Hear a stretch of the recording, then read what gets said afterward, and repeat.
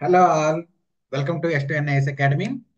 So group two mains exam కి APSC group two mains exam కి దాదాపుగా ఇంకో 30 రోజులు మాత్రమే టైం ఉంది. సో ఇప్పటి వరకు మీరు చదివింది ఒక రకం అయితే ఇక నుంచి మీరు చదవబోయేది ఒక రకంగా ఒక విధంగా ప్లాన్ చేసుకుని చదవాల్సిన అవసరం అయితే ఉంటుంది. సో ఇప్పటి వరకు మీరు ఆల్మోస్ట్ ఏవైతే మనకు 4 సబ్జెక్టులు ఉన్నాయో, polity, AP history, economy, science and technology, 4 subjects ఏవైతే ఉన్నాయో ఈ 4 సబ్జెక్ట్స్ ఆల్రెడీ మీరు 1 టైం కానీ 2 టైమ్స్ కానీ కొంతమంది 3, 4, 5 టైమ్స్ చదవడం జరిగి ఉంటుంది. సో ఈ టైంలో ఆల్రెడీ మీరు చదివారు కాబట్టి ఇక కొత్త సోర్సెస్ వైపు అంటే సోర్సెస్ వెనక పరిగెట్టడం కంటే మీరు ఏదైతే చదివి ఒక నోట్ మేకింగ్ చేసుకున్నారో వాటిని మల్టిపుల్ టైమ్స్ రివిజన్ చేయడం అనేది చాలా ఉత్తమమైన పద్ధతి అనమాట ఈ 30 రోజుల్లో. సో ఈ 30 రోజుల్లో మనం ఏం చేయాల్సిన అవసరం ఉందంటే సెలెక్టివ్ రీడింగ్ అనేది కూడా ఇంకా చాలా ఇంపార్టెంట్ అనమాట.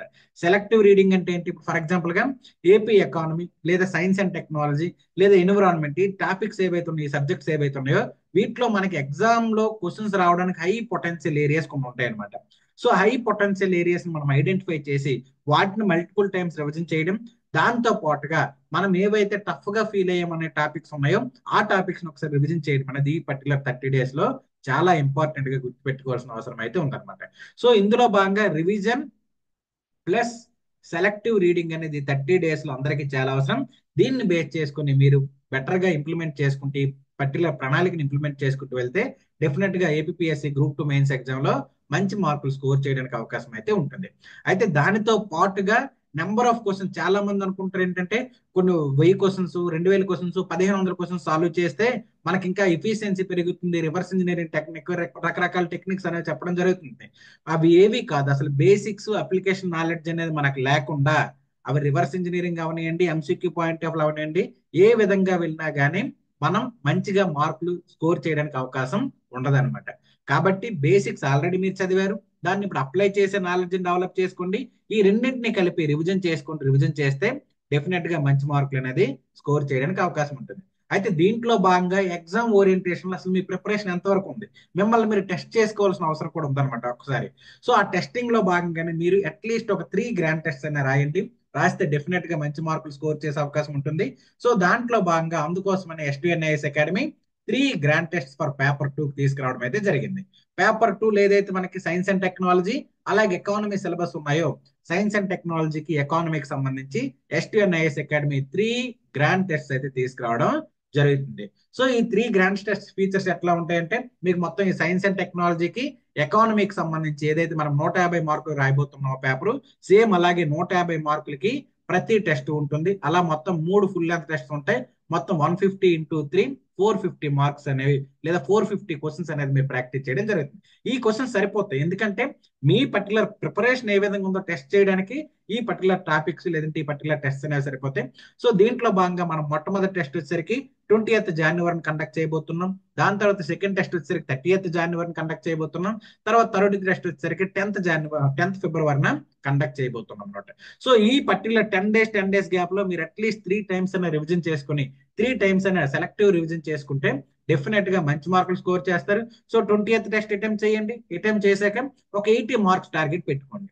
తర్వాత ఏదైతే మనకి 30th టెస్ట్ ఉందో 30th టెస్ట్ కి 80+ మార్క్స్ అంటే 90 గానీ 100 గానీ స్కోర్ చేసేలాగా మీ పర్టికులర్ రివిజన్, మీ షెడ్యూల్ అనేది ప్లాన్ చేసుకోండి.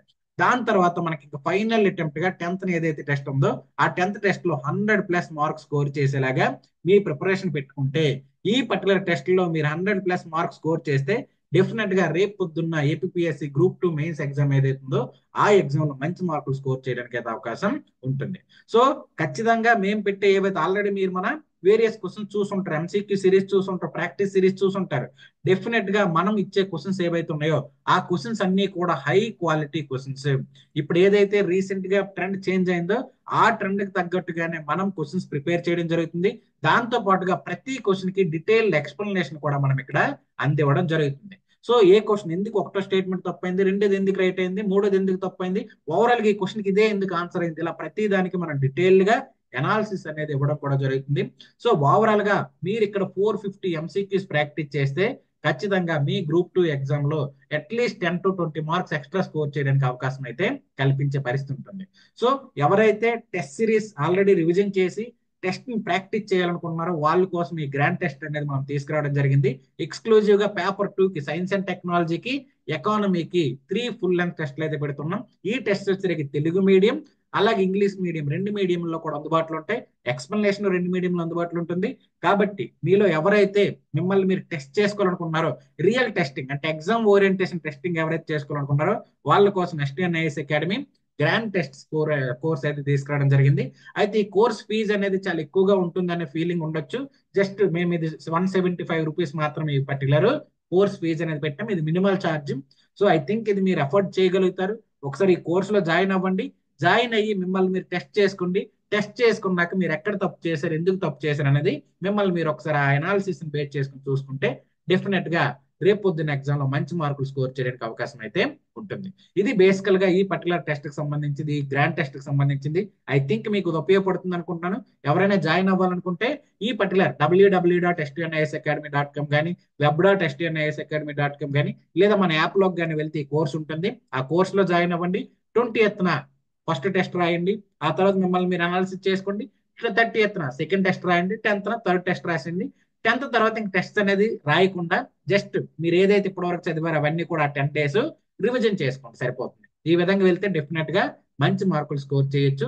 సో మీకోసం మేము బెస్ట్ లేదంటే ఎగ్జామ్ రెలవెంట్ టెస్ట్ సిరీస్ అనేది ప్లాన్ చేసి ముందుకు తీసుకురావడం జరిగింది.